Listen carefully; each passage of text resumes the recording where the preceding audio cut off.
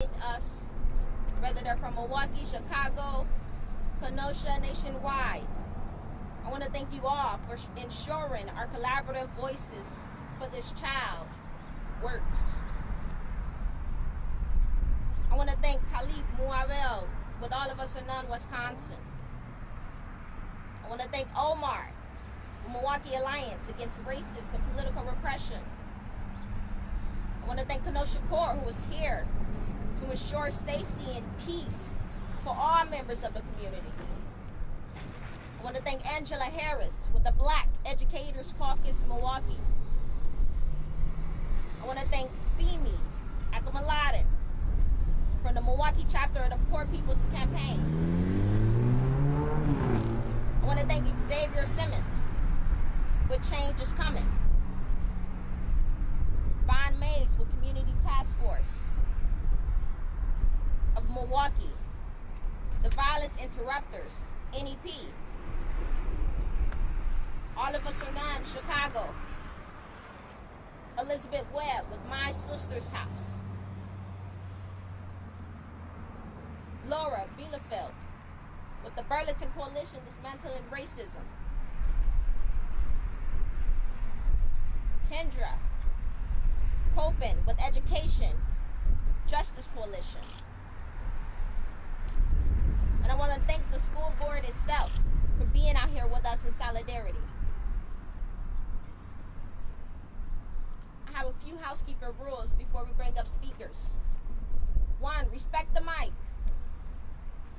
You will hear from the father and attorney today.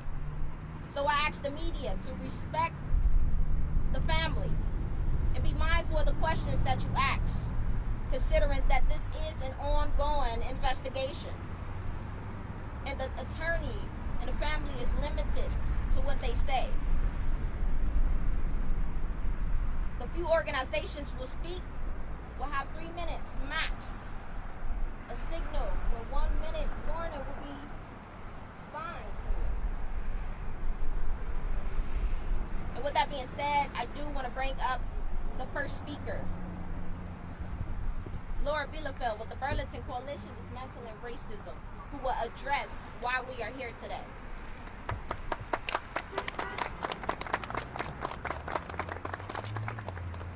Thank you, Taleavia, and all of you that have come out today to hear us. We have gathered everyone here today to bring awareness to an incident that took place at Lincoln Middle School. We became aware of this incident when viral videos were posted to social media. On Friday, March 14th, Kenosha Police Department Officer Goodshaw chose to escalate a situation involving middle school students to gain control. Officer Goodshaw made a choice that day. Officer Goodshaw is a grown man, a Kenosha police officer, and a security guard at Lincoln Middle School. He should be fully trained in de-escalation techniques. The outcome of Officer Goodshaw's choices that day could have resulted in the death of a 12-year-old little girl. I thank God that that was not the outcome. But that does not mean that harm was not done to all of the students who witnessed the incident. This 12-year-old little girl has sustained multiple injuries and is now traumatized and scared and terrified of police officers. We are here today for accountability and reconciliation. We are here today for justice. With that, I will turn it over to Von Mays of Community Task Force MKE, who will elaborate on this events of March 14th. Thank you all.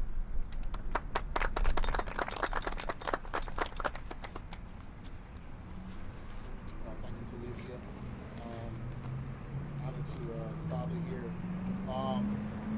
The death of George Floyd was an example of one of the many atrocities we have seen in policing in this nation.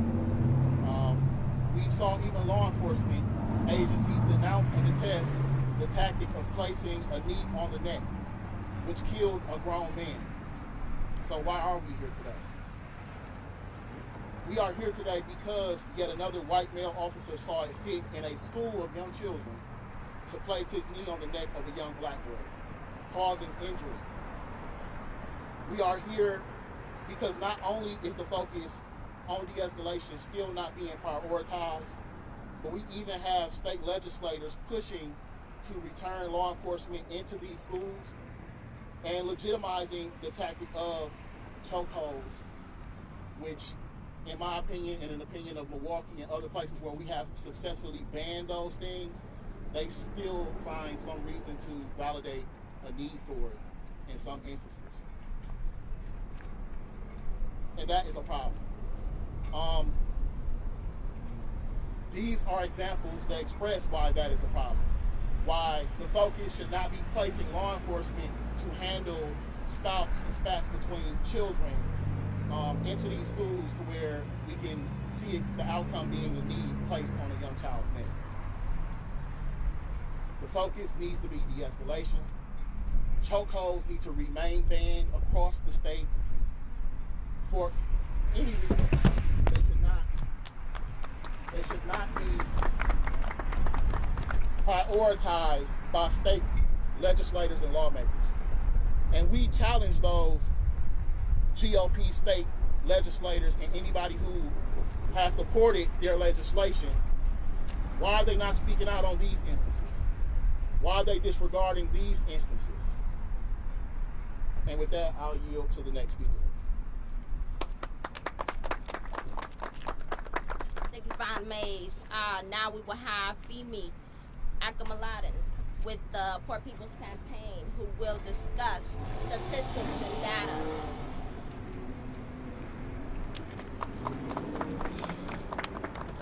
In the book, Invisible No More, Andrea J.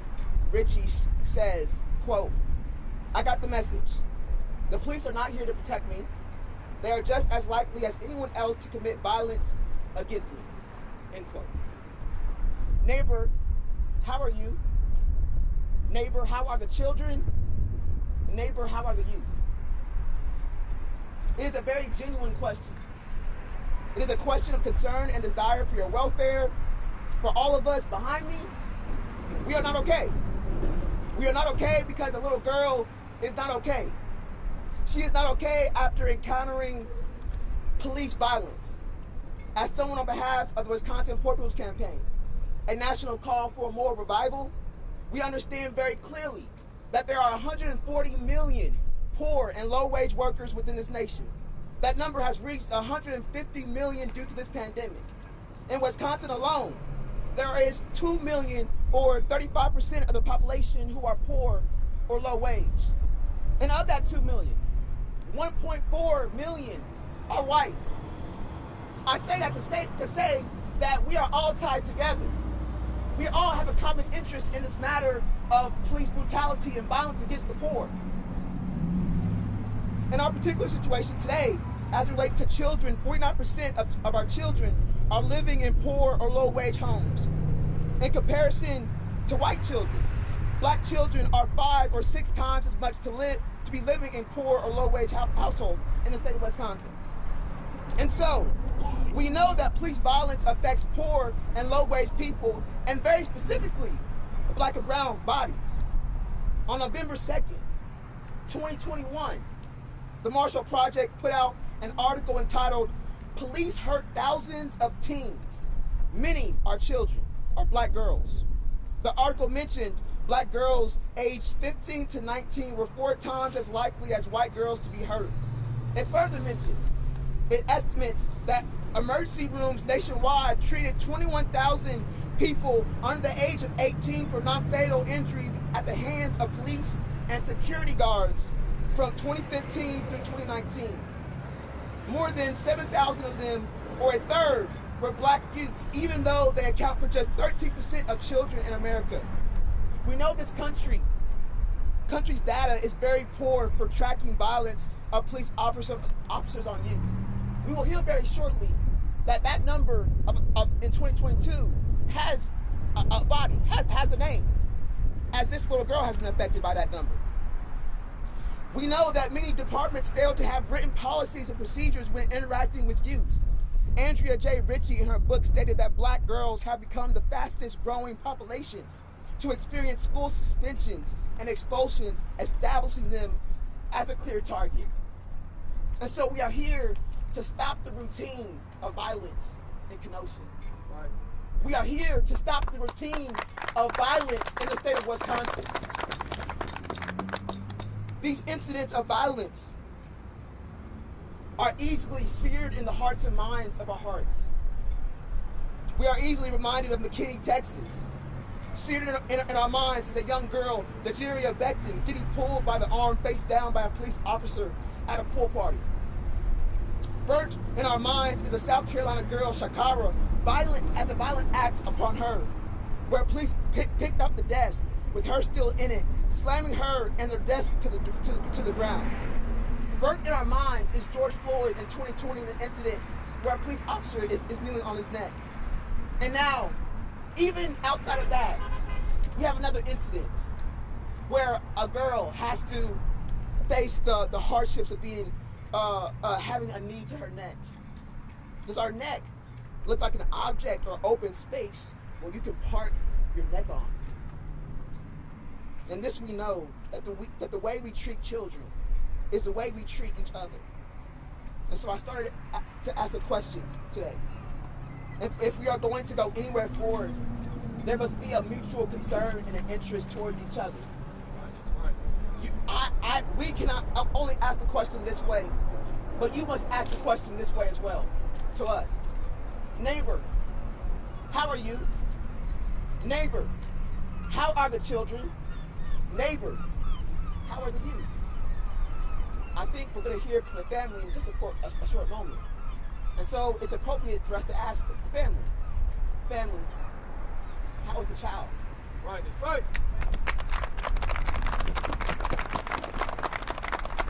Thank you, Femi, for the Poor People's Campaign. Now we will hear from the family themselves, the father, Jarrell Perez, an attorney.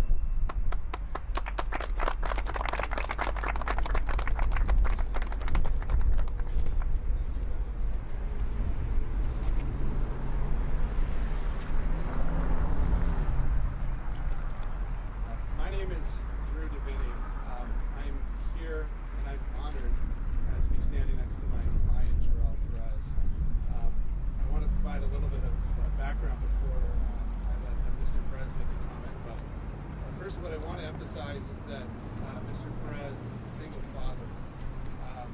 It cannot be underplayed the amount of dedication, the fight he has for his children, including his daughter that was involved in the incident that we're here to talk about. We're keeping her name confidential for the time being. What we can say is that she is a 12-year-old girl, 6th grade student at Lincoln Middle School. School describes her as a, quote, very respectful student. We can also say that on March 4th, Jarrell's daughter was sitting in the school cafeteria when she became the victim of bullying. The videos that have been publicly released show Jarrell's daughter defending herself against another student who had assaulted her. Lincoln Middle School employs a Kenosha police officer named Sean Gutzchow as a part-time security guard. He intervened to separate the two students. I want to walk through what the videos show. The publicly available videos show that the officer first pulled the other student off of Jarrell's daughter, at which point he lost his balance and fell backwards, pulling Jarrell's daughter with him. It must be emphasized at no point did Jarrell's daughter push or strike at this officer. After the officer fell backwards into a cafeteria table, he gripped his arm around Jarrell's daughter's throat and pushed her onto the ground into a prone position. He then placed his right hand on the back of her neck and crushed her head and neck into the cafeteria floor. As he held her face against the floor, he positioned himself behind her, lifted his right leg, and pressed his knee down into the back of her neck. This mirrored the same maneuver that Derek Chauvin used to murder George Floyd. Unacceptable. The officer continued to push his knee into Jarrell's daughter's neck as she told him she couldn't breathe. Eventually, this officer went so far as to handcuff this little girl, and she was arrested and removed from the school. We have an incident report from the school which we can share, dated that day of the incident. The incident report confirms that the school was aware that Jarrell's daughter was placed into a prone position and that a chokehold restraint was used against her. The Kenosha PD has referred her for charges. What is important to know is that no charges that we are aware of have been filed against Officer Guschow, despite video evidence showing him using an illegal maneuver against the 12-year-old victim of bullying. We understand that the school has security video. We have requested to see that video. We believe that that video will exonerate the pending charges against Mr. Jarrell's daughter. Unfortunately, the school and the police have denied our request to see the video. Some comments about why we're here. This is a viscerally upsetting incident. There is no excuse for what happened at this school on that day. The risk of harm for the use of a chokehold restraint is obvious. It's death. This is especially so considering the force used against the fragile 12-year-old neck. KPD's response to this incident is equally as troubling. And we're here to find out more information and ask this community to continue to stand behind Mr. Perez. Right now, our primary concern is Mr. Perez's daughter. She has been through a traumatic incident. She's recovering physically and emotionally. And again, we thank the community for showing her support. And although it's important to amplify this message, we ask that you respect Mr. Perez's wishes to maintain his daughter's privacy. She did not deserve what happened to her, and she also does not deserve the attention that this event can create. But Mr. Perez hopes that the community can continue to stand behind him and lift his daughter up while still protecting her privacy. So why the lawyer? Our sole concern is this little girl, and seeing that she's protected from these bogus charges, and seeing that she gets the help that she needs. Jarrell's hope is that by fighting for his daughter, he'll make sure that this does not happen to anyone again. So what can we do? Certainly, and I can promise you this, when Jarrell's daughter is ready, we will be filing a lawsuit to hold Officer Guschow, KPD, and the school district accountable for this girl's shocking injuries.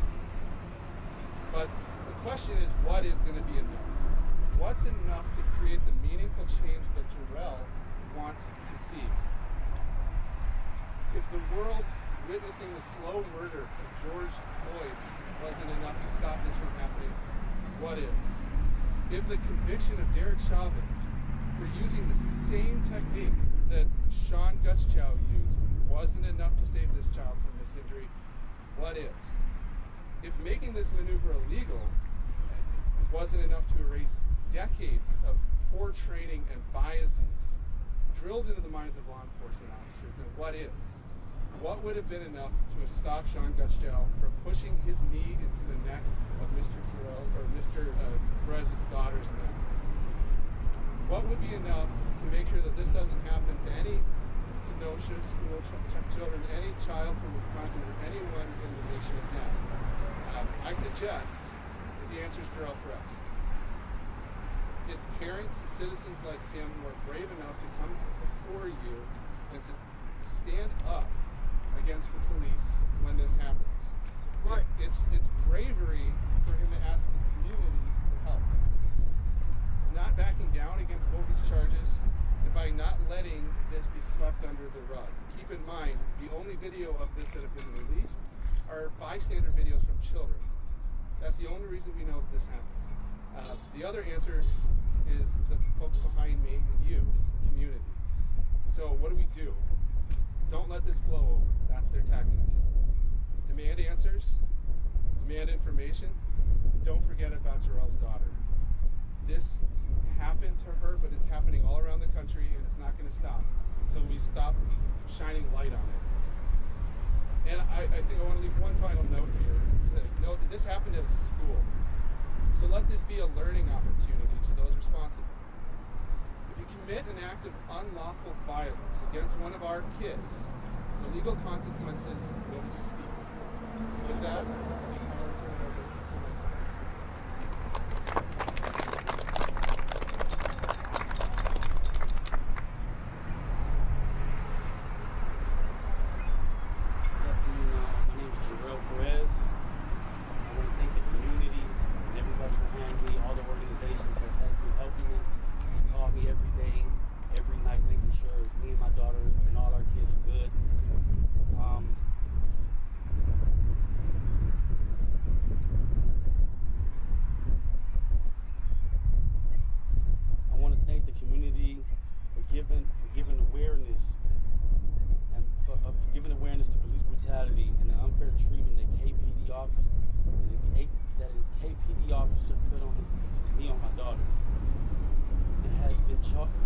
hasn't been charged yet.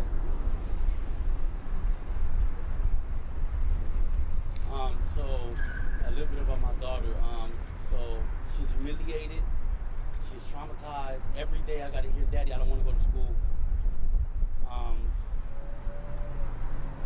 It breaks me because I wasn't there to help her. I felt helpless, you know. I didn't get the video until around 7 p.m. At that time, my daughter was already in punishment, telling me her neck hurts. I was thinking that she was trying to get out of the punishment. So when I got the video, me as a parent felt the guilt. Right now, we went to a birthday party the other day, and she didn't even want to get out the car. I had to take her back home. So as a father, I feel like I let her down because I couldn't help her. I want to see this officer get charged, because if it was me or another parent or any adult that put their knee on a kid, that would be abuse. Why does that make it any different? Again, my daughter. We can't say too much because we still don't know the full extent of her injuries. But we'll keep you in the loop. Well, as of right now, she's going to therapy, and has to see a neurologist because of her injuries. I had to witness at home my 6-year-old son crushed his dreams, as in telling me that I don't want to be a cop no more, and that hurts me.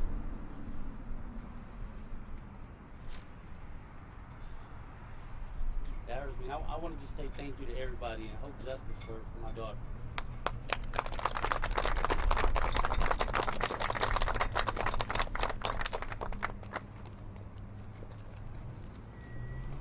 I want to thank Jarrell again and his lawyer Drew. Give him a hand once again.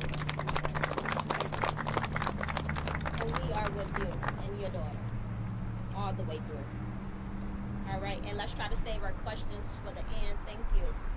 I do want to bring up our next speaker, Omar Flores from the Milwaukee Alliance Against Racist and Political Repression, who's going to talk about the list of demands.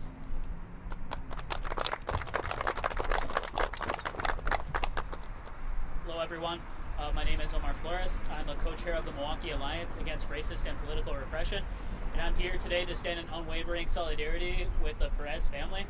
Our organization feels deeply for what's going on with them, as this is something that we've seen over and over again for too often. As it was mentioned, I'm going to be talking about the demands today, but I feel like the demands just don't really, they don't make much sense without some context, right? And so you're probably up here wondering, why is somebody from Milwaukee coming over here to Kenosha to talk about what's happening in Kenosha?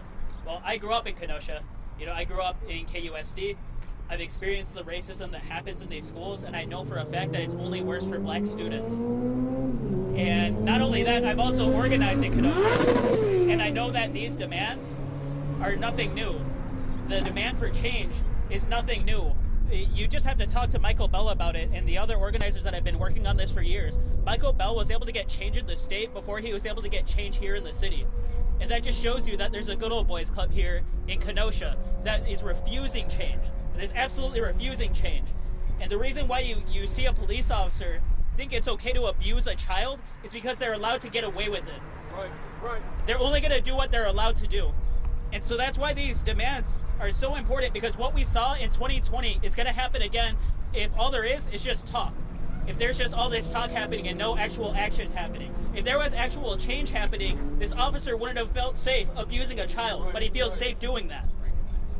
And so with that, I'm going to introduce the demands, because, if these demands aren't met, it's just going to continue happening. And we need to see change for the community, because this could be anybody's kid. Look at what happened to that child and think if that you would feel okay with that happening to your kid. I know I wouldn't. And so for the first demand, we're demanding that KUSD immediately release the video of what happened that day, because that's a bare minimum. We're just asking for transparency and that it showed to the family and the lawyer. Number 2, we are demanding that the officer is immediately placed on unpaid leave through KPD, because KPD and KUSD are trying to bounce it back and forth to each other, like, you know, it's only one person's fault, it's both of their faults. So KPD needs to take action. Number 3, the officer needs to be immediately terminated from his position at KUSD because there is no room for child abusers in a school. Right. And for number 4, we need to see DA Gravely not charge this child with anything because she is a victim. If she is charged with that saying, is that we're going to punish you for speaking up. When an injustice happens, we're going to punish you, and we do not want to see that happen. And for number 5, and I feel this is the most important one, to make sure that we don't see this happen again, is that KUSD end all contracts with KPD. It's something that's happening in other schools. It's something that's been successful in other schools. There's absolutely no reason why KUSD and the school board cannot take KPD out of KUSD. Thank you. Thank you, Omar.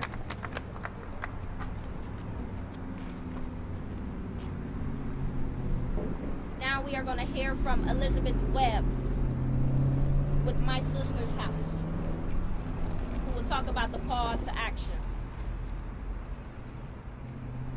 Hi. First of all, gratitude to all who's come out and joined us today.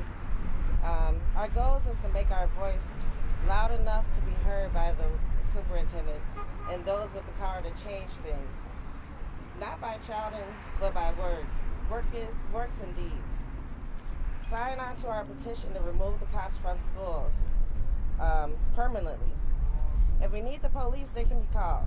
There's no need to occupy our schools, creating a war zone atmosphere for our children. A middle school does not need police to secure them when the community could be present to deal with our children. Yes. That's why we have groups like K-Core. That's why we have groups like My Sister's House. That's why we have groups like LOK. Numerous studies, including a 2017 national study by the Journal of Policy Analysts and Managers, found that additional officers in school fed 2.5 times more in school arrests annually of children between the age of 7 and 14. Not only are they doing this to kids in middle school and in high school, they're doing this to kids in elementary schools, and that's happening here in Kenosha. My own nephew, who's autistic, was dragged down the hallway by a so-called security officer, a police officer off duty. Unacceptable. This is unacceptable. We need our people of Kenosha as parents to stand with us, sign the petition, come out to the KUSD school board meetings, which will be held on the 22nd here at the KUSD building behind us, and speak up. Voice your opinion, because your opinions matter. Your voices matter. Your words matter. Your children's lives matter. And if we don't stand up as a community, if we don't stand up as a people to fight against what is going on in our own schools, then we're not doing anything to help the situation. I stand in support of CORE. I stand in support of the families. I stand in support of the children that are being victimized on a daily basis. This is happening. This has been happening. This is not something new. The only thing new about what happened with this baby is it was videotaped. We've seen this happen time and time again. Our own children are suffering at the hands of police officers implemented and placed inside of our schools. We can't continue to allow this to happen. They're criminalizing children at the age of 5 before they can even have an outlook on life, before they can even have a chance to even succeed. How do you become a criminal at the age of 12, but the officer who kneeled on her knee is still getting paid? He's not been fired. He's not been replaced or removed from his position. They're still allowing him to be paid off of our money, off of our tax dollars, and that's unacceptable. We cannot allow the continued harassment and the victimization of children within schools. They are placed in 8 hours of custody of these authorities, and then the blame is placed on the parents. When are we going to actually take that blame and place it to where it needs to be? Today, we stand with this family, we stand with the children of the KUSD, and we are here to make a change. And we demand that change to be made now. KUSD, you have all this funding that just came into your school. Put it towards training. Put it towards something to better educate our children that are being so totally left behind. These children aren't criminals. They're kids. We need to stand with them. And we need to make sure we held this officer accountable. There's no acceptance of him being still on paid leave. There's no reason for him to still have a job. If it was me, I'd be in jail. That's right. Yes. Kenosha County Sheriff or Chief of Police sat in my house and told me that I couldn't physically restrain my son as a parent, and I would be charged with child abuse. That was child abuse. That was complete and total neglect, and it was taken. You took a position where you were able to do something the right way and totally did it the wrong way. How does the sheriff say in 2020 that we don't practice that type of move to subdue suspects, and then you see it on camera? Yeah. This man is still not fired. He still hasn't been charged with anything, and he's still on your paid administrator. This is happening all across America, and it's happening in our city. If as a city of Kenosha, we don't stand up against this now, we are going to allow this to continue to go on. This is happening every day. Even your security guards, even your parents that are security guards inside the school are putting themselves in positions to be a stop hold to what's going on with these officers you placed inside the school. Even they know the dangers that the children are facing, and on a daily basis are making sure they're there to make sure these kids aren't harmed. When are we going to take responsibility to make sure somebody else's kids aren't harmed? We need to stand up, and we need to stand up now. I thank you all for coming. Please come to the KUSD meeting on the 22nd. Voice your opinion. There's an email address as well that I'm sure they'll share with you, where you can put in, vocalize what it is that you feel needs to be done and how it can be done. And your voice matters. They have to listen to somebody. They have to listen to somebody now. And this is the time. Thank you, guys. Thank you, Ms. Elizabeth Webb. Once again, you heard why we are here. Once again, you heard the overview of the incident. You heard the statistics and data. You heard the attorney and the father of the 12-year-old who was misused, abused, and her rights were violated. Once again, you heard the demands of the people, and you heard the call to action. So once again, what are you here for? What are you going to do? Because Milwaukee is here in Kenosha right now. Chicago is here in Kenosha right now. Right. Kenosha is here in Kenosha right now, right? So continue to come out, continue to be with us. Speak on our demands so that this officer is not an officer again. So this officer are not in our schools. So please speak out. And with that being said, I yield the floor to any questions. Just a remark, could you stress the importance of how parents need to advocate strongly for their children? It could be from anyone, yourself or any one of the leaders, of how our Kenosha parents need to advocate strongly for their children and never cease.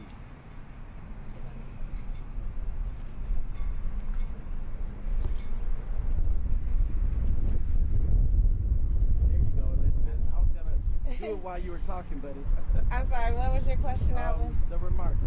Stress again to our press, for our community, how it's important for our parents to advocate for their children and never cease. Our Kenosha parents, especially African-American, Black and Brown student parents. It's important for our parents to express and advocate for the removal of these officers of your school, because it could be your child tomorrow. It could be your child in the next couple hours. Like, I'm in fear of what's going to happen for anybody else whose child has to go up in front of this officer or who has a little dispute. They're taking away the parenting tactics that we could be implementing in our own homes. They didn't conversate with this man about his child. They didn't conversate with the other little girl and her parents about their child or what was going on. They are aware of situations throughout the school. So why aren't they giving us an opportunity to parent our own children? But then the public has the nerve to say the parents are bad parents. No, if you're not given the opportunity to intervene, how can you save your child from being another criminal at the age of 12? How can we help a situation if we are not aware of the situation? You're aware of the situations, you bring the police officers into the situations. You don't include the parents. When are you going to include the parents? When are we as the parents going to make sure that we're included in what's going on? So it's very important that the parents advocate and come out and speak up and be present in your children's lives, in your children's education. On a daily basis, you know what's going on with your child. If you don't know what's going on with your child, make it a point. Make it a point, because there's so much between bullying, between the different little beefs that's going on between these children. There's a way that we as parents can sit down with our children and advocate for them. There's no way that we sit there and leave this in the hands of the law, who doesn't care about our children. They want to make another brown and black children another criminal. That's what your purpose is, because you don't want them to succeed in life. If our educational system is failing to protect them in that way, they're failing to protect their future as well. I'm going to say no, Joelle, you're here advocating on behalf of your daughter. Would you speak to that? Why you feel compelled to be here, and what your message would be to other parents? Yes, sorry. Yep. Stand and fight for your child, as we always have. Stand and fight for your child, as we always have, because nobody's going to fight for them except you. Yes. Attorney Domini, you mentioned bogus charges. Have any been filed yet, or what are you expecting that you would say something like that? So no charges have been filed yet, but they've been referred by the Kenosha Police Department. What happens is up to them. Do you know what those charges are? We do, but we can't discuss those any further because it's a juvenile matter.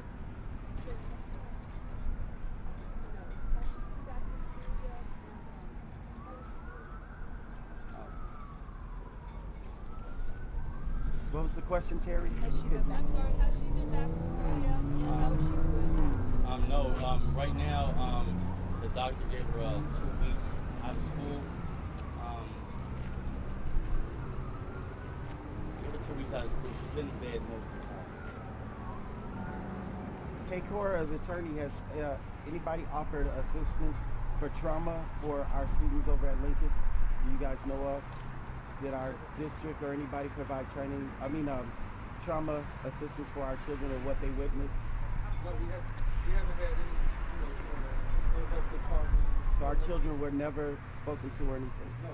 I think, I think it's a part of, I think it's a part of the parents' job to see what's going on with their kids. A lot of kids don't want to speak up to anybody, so, I would just say, talk to your kids. Mr. Perez, this is probably a hard question, but can you talk to us about what you felt when you watched the video of what happened to your daughter? Of course. So, like I was saying in the beginning, when I got the call, they said that my daughter got into a fight, and an officer was involved and busted his head, and supposedly he punched him. That's what was said to me by another officer when they called me.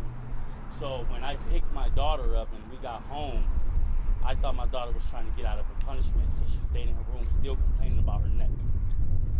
How I felt 5 hours after that, when I got the video and the picture, I was crushed.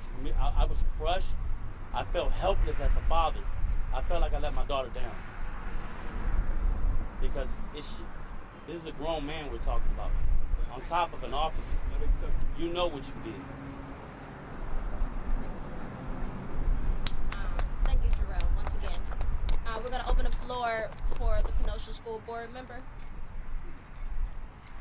Thank you very much. I'm not speaking on behalf of the board, but I am speaking as a parent. And I have been here to bear witness. My son goes to Lincoln too. Lincoln is a wonderful school, but it has lots of problems. It's been 2 years of a pandemic. Just today we've released optional for masks, but there's lots of challenges for the kids there. And to the point of getting parents involved, please, parents, come to the school board meetings. We hear an awful lot from a certain group of parents, but we don't hear enough from the parents that go to Lincoln and the schools that have the kids that need the most. And I'm here to bear witness. I'm not going to answer any questions because this is under investigation right now. And I will say the superintendent is doing the best he can at the moment, but it's not enough. And also I want to say that there are some really great police officers. My son's best friend is a police officer. He provided security last night. I trust him. We need to have community policing. I know there are police in the crowd right now. They've got the solutions, the answers, but they're getting us together. Parents, community, police together. Thank you for this opportunity, and we'll be heard. Can we just have you say your name and spell it? Todd Price. Todd Price. Thank you. Right, any last minute questions? Can we have the other speakers say their names and spell it as well? Yes. Me, Taleavia Cole, Taleavia, Cole, Cole.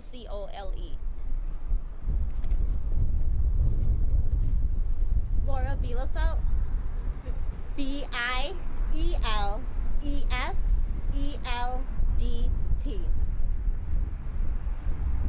Elizabeth Webb, Elizabeth Webb.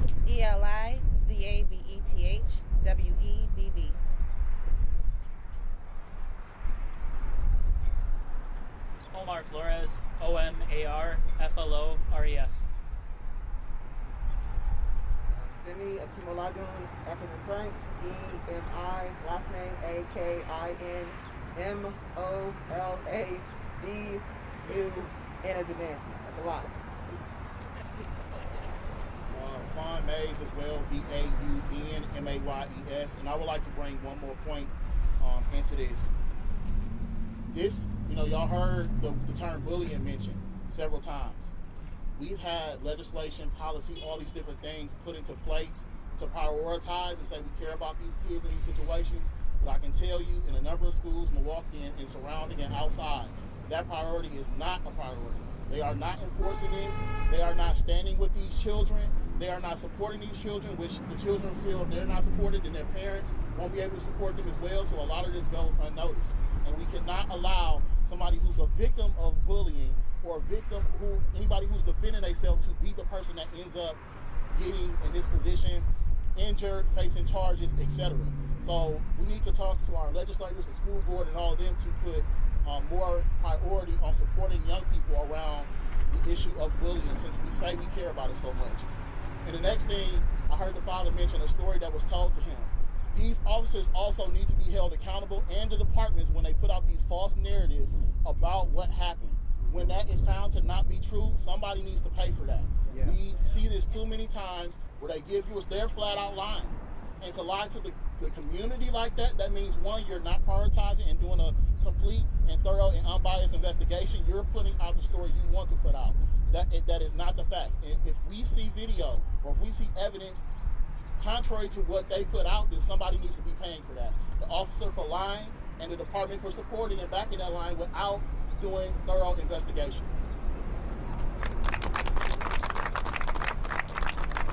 All right, once again, thank you, Vaughn. Thank you to the family, attorney, and all the organizations and community members who came out, also the media and the school board itself.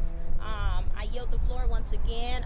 If you want to come out and support us, please do. Please contact me at t.cole@d3thereinc.org.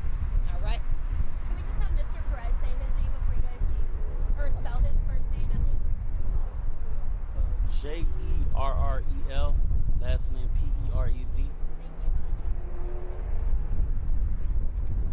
Y'all have a great afternoon.